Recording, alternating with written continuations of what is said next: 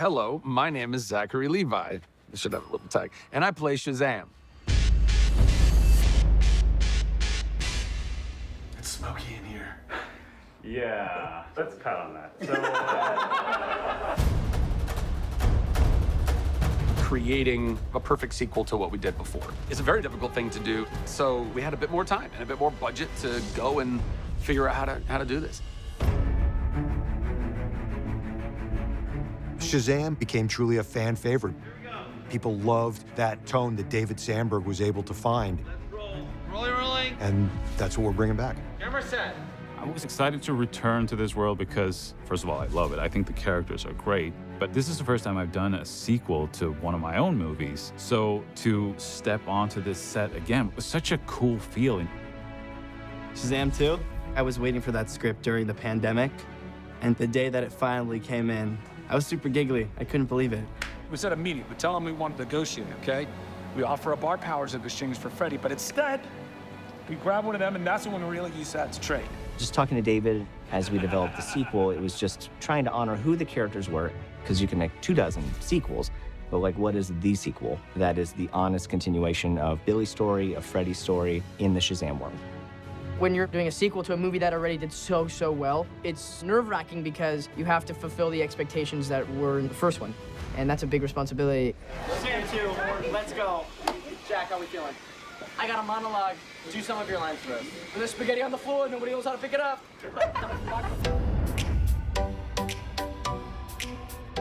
Was it daunting that David asked you to audition for the role again? Yeah, it was very strange. I was like, I don't know if this is contractual, but I mean, listen, it's your movie, man. So let's figure it out. Fortunately, I still hadn't grown up, so it worked out. Zach is still just a big kid at heart, which is why he's so perfect for Shazam. I wasn't even alive when all this shit went down.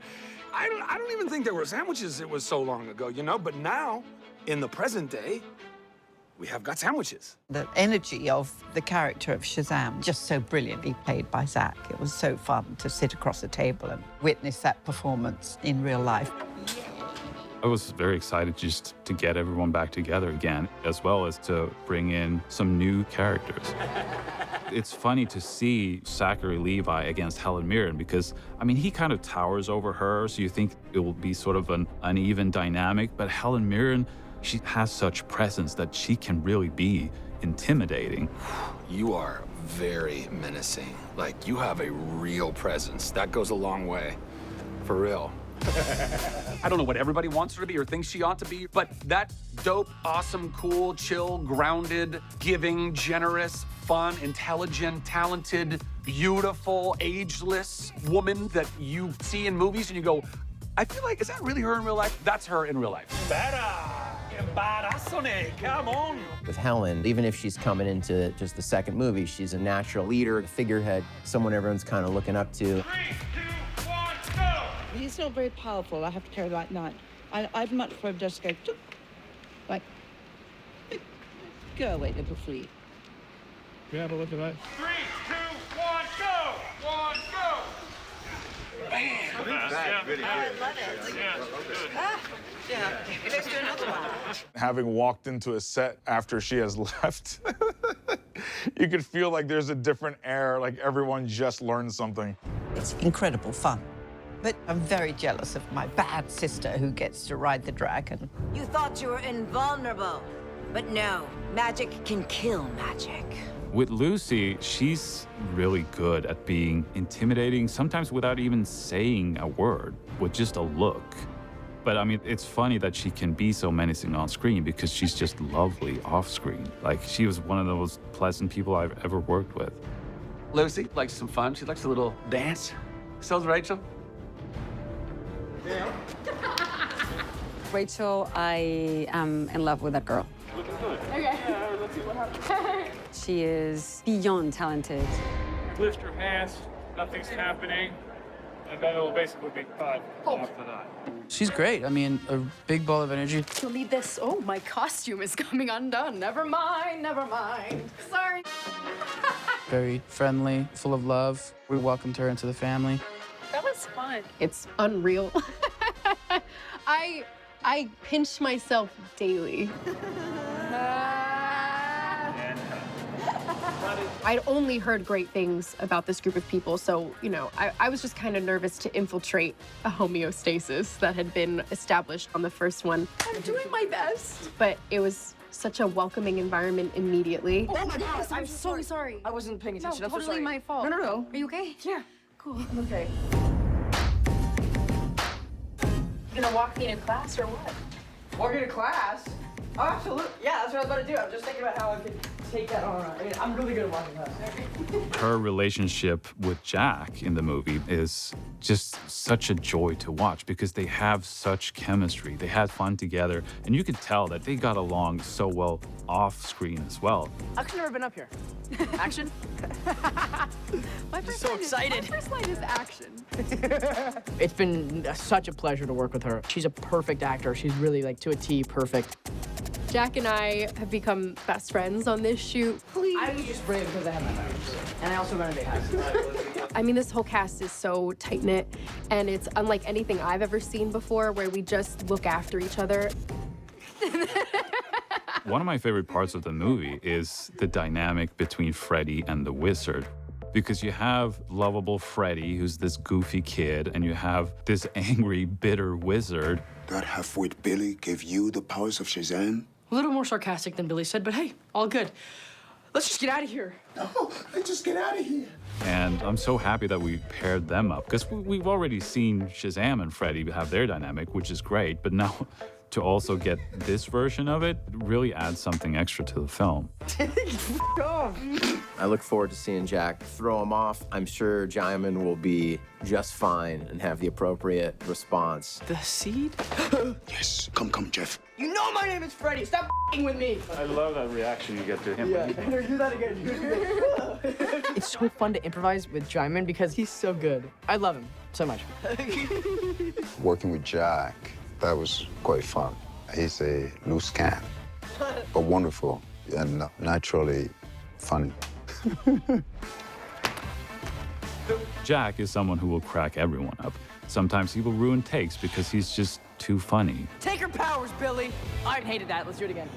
So everyone loves him. How should I just say, can just say I'm Mary, right? Because I'm doing both. I'm who I am right now. Well, I play Mary and Mary. In the first movie, we had discussions at the start if we should just have Grace play both the human and the superhero Mary, because she was almost at the right age. Ready? Okay. Double speed. Okay. In this movie, it felt like she's definitely at that right age now. I look like the weirdest superhero in the world. Should I smile while I do it? Yeah. It did make it a little complicated, though, in that it was so easy with the other characters to just swap them out. You know, like, okay, now we have the other person. But whenever she changes, she has to go away and put on the whole suit and put on new makeup and everything. All in a day's work. What's it like playing the superhero this time around? Well, feels very super. What can I say? It was exciting for me because it's my first time stepping into the suit and them designing something new with me in mind. Cool. Such a beautiful job was done with the collar, and it's very elegant, and I love it. Oh my gosh, it's so cool.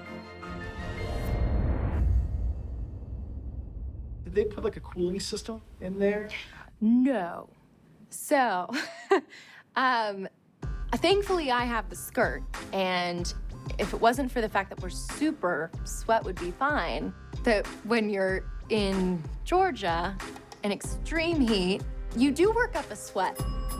It was funny because the first movie we shot in Toronto in the middle of winter, and it was so cold. Shazam 2 is gonna be in the Bahamas, guys. We were sort of joking about, well, Shazam 2, we shoot in like the Bahamas or something. And what happened was we shot it in Atlanta in the middle of summer, and it was so hot.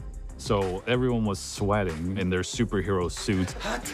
We have like portable air conditioning units that are everywhere, thank God. I'm gonna go stand in front of the air conditioning, yeah. The problem is everybody else is always really, really hot because of their sleeves. And I'm like, is it that bad? You're supposed to complain about your superhero suit in superhero movies. You're supposed to be like, oh man, I can't pee in this thing. I can't, you know, but I can pee on my own. And I have. I don't need 4 people coming to the bathroom with me, like may or may not have happened on the previous movie. Okay. It was really nice to revisit the suit and make some upgrades because it wasn't quite detailed enough in the first one. And we've been able to go back and actually do some things that weren't possible. For example, the design of the boots. This was sort of the design I always had in mind, and we tried to do something like it in the first one, but they fell apart on the first day. And we had to quickly just design something new, something that would keep together. Want to head home? Looking like this? But now that we had more experience and more time, we were able to build the boots of my dreams. They're awesome. Anytime you're doing a costume again, it's about developing the aesthetic, changing it enough so that it's interesting. Some of it was intensifying the colors of the costumes and intensifying the print and the gloss so that the camera could pick up on the details of the suit. It feels like it's definitely more a part of the greater world. The first suits were awesome. There were some things here and there. Like, as you might be noticing, this is an interesting little tidbit. This, which lights up, this magnetizes to here. But this practical light was built into the suit, and that meant there was like a bunch of wiring that went through the suit, and that was not an easy thing to keep working all the time. 3, 2, 1, go! So now, if we want practical light, we just magnetize these on, and then, you know, computer graphics, and there you go. What else have we learned, fam? We extended the capes a bit. The first one, we sort of referenced the old school comics from the 40s, where he had a really short cape, but it felt like we needed something a little bit more modern this time, so we extended it a bit. And also just switch things up. Like in the first movie, he had a hood on his cape, which was from one version of the comic book. And this time it felt like, well, we already did that, so why not try something new? See, better to test this out now, guys. Here we go.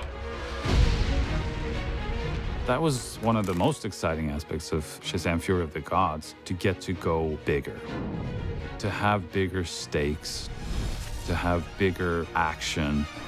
Oh, yeah. We just sort of expand everything that's happening around them. The dragon's gonna land behind you. So you just go over here. As she hits that car, it's gonna flip.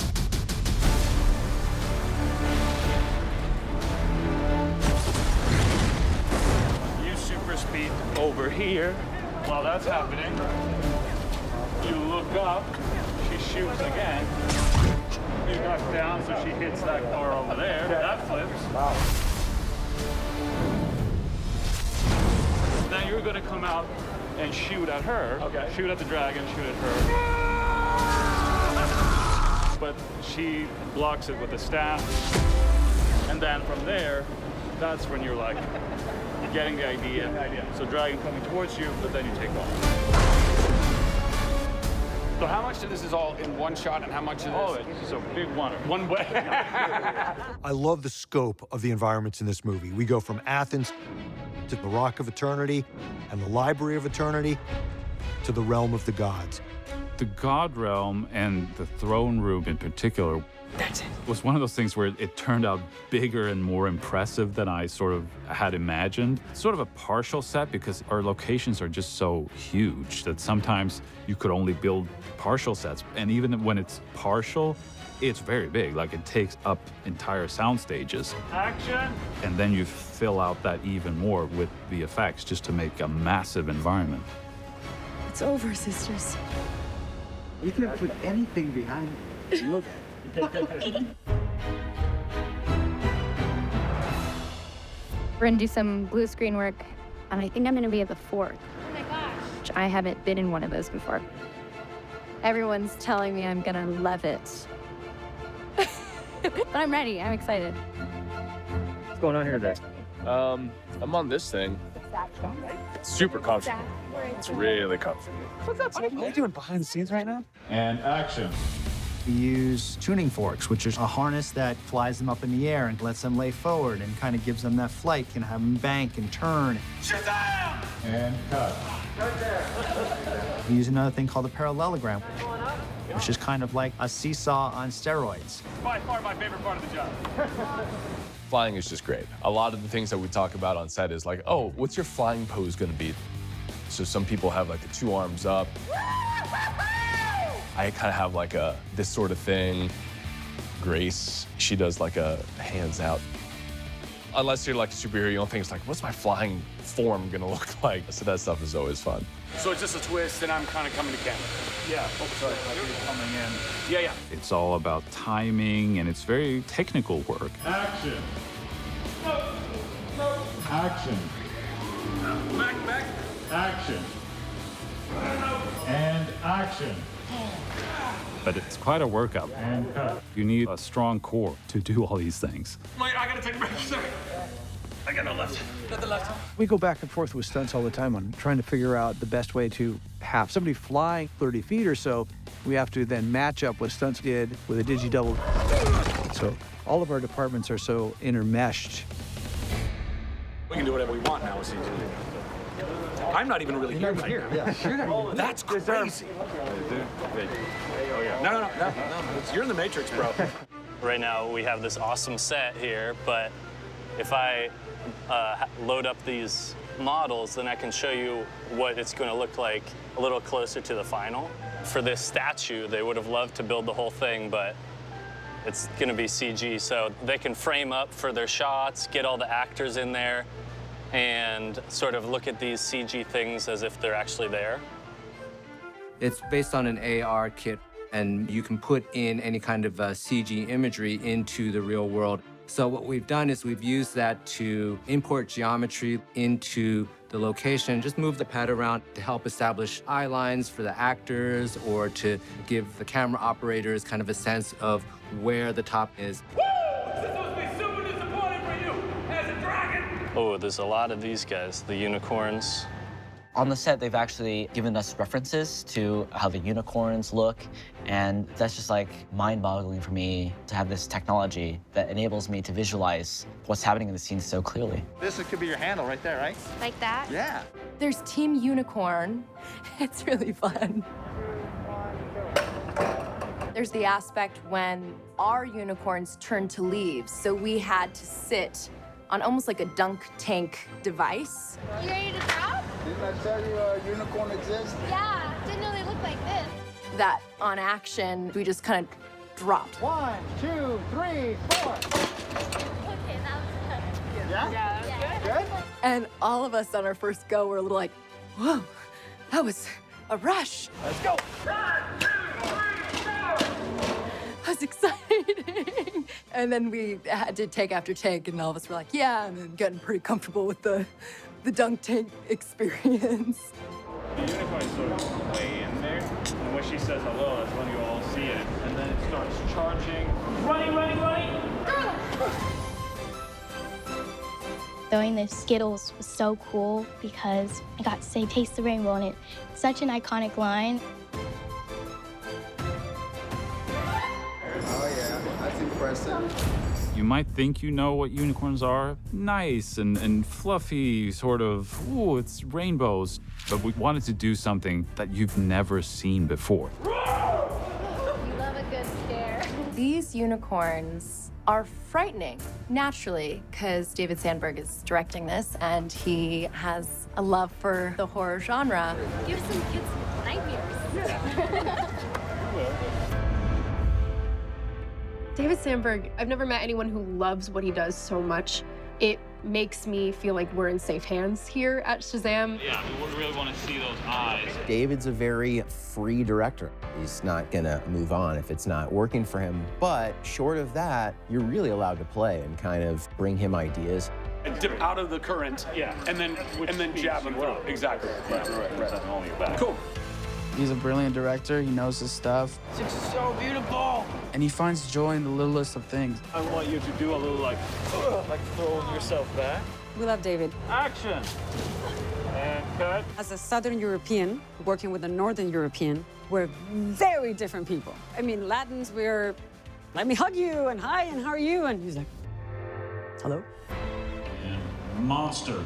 He's the opposite of a noisy director, striding around saying, do this, do that. He's very, very quiet. Here we go, and action. has a great relationship with his wife, has made films together with his wife. I think the two of them are probably quite a creative force together. Working with my wife, Lotta, is what I'm the most used to. It's sort of how I got here. We made a little short film together called Lights Out that Hollywood discovered and then wanted to make a feature of. So that's sort of how I learned to direct people, was with Lotta. So I'm very comfortable working with her because that's sort of my first. And I have this thing where I want to have her cameo in every movie I do. You can't believe any of this is real.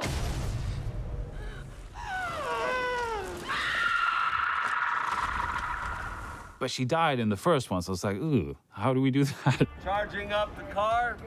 Background, action! But changing her hairstyle and changing some things about her, and it's like, well, now she's a different character.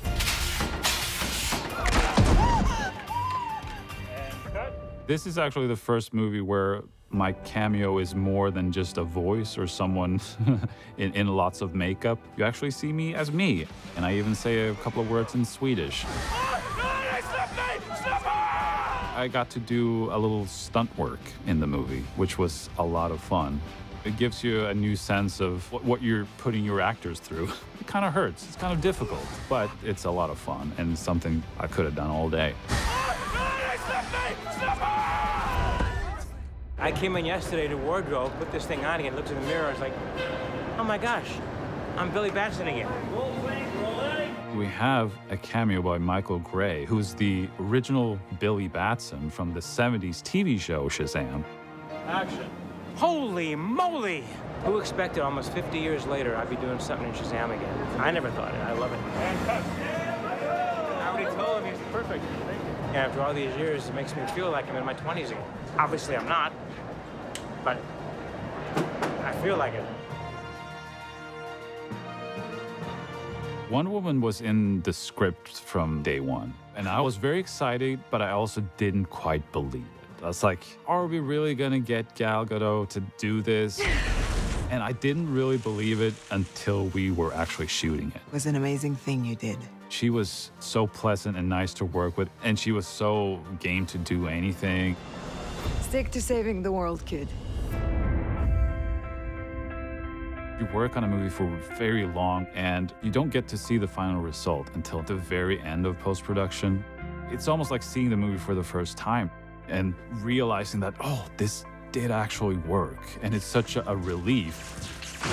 I love watching that final battle and feeling something. It's like, wow, I'm actually getting invested, and that's such a great feeling because it's been such a long road where it's been hard to really know, like, is this gonna be good? Are people gonna be invested in it? Action.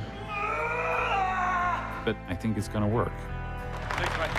I'm so proud of our whole Shazamly and what we brought forth in this one. It's a really groovy group of people with lots of love. I just wrapped my superhero suit a couple days ago, and I had a little emotional moment taking it off because I was like, you know, hopefully I'll get to wear one in the future, but it might be a different one, and there'll never be another Shazam Fury of the Gods. I'm gonna miss everybody. I'm like, when is part 3?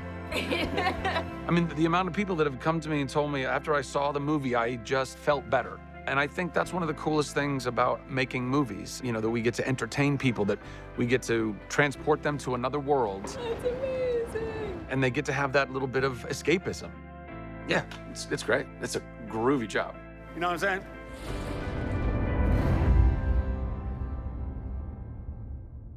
Well, in a superhero movie, you have to have post-credit scenes. And we have 2 of them. One is where we poke a little fun at a different superhero universe. The Avengers Society. And of course, we had to check in with Sivana and Mr. Mind. And once again, I get to play Mr. Mind doing some voice work. It takes me a very long time to get places, okay? They were such a big part of the first movie, and you want to know, like, what have they been up to? So it's really fun.